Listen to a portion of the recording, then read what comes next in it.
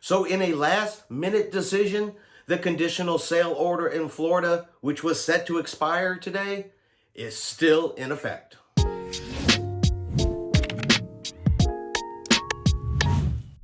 Chris here with High Seas Cruising, and welcome to today's video. Alright, so we have a new update in the Florida versus CDC lawsuit. Now, just a quick recap. We kind of all know how this started. Florida initially sued the CDC.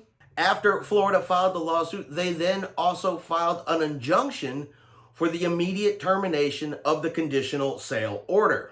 Judge Meriday granted that injunction, and the conditional sail order was set to go from regulatory to recommendation only, officially as of today. Now, the CDC did appeal that to Judge Meriday, who denied their appeal and said that they were simply overstepping their authority, abusing government power, and denied their request. So the CDC then filed their appeal with the 11th Circuit Court in Atlanta, Georgia. So in a last-minute decision yesterday, the 11th Circuit Court of Appeals voted 2-1 to put the injunction on hold. Now, they have not released the opinions on the case as of yet. I expect that we will probably see those here coming in the next week. So what this basically means is that the conditional sail order is still in effect. It is still regulatory in the state of Florida at this time.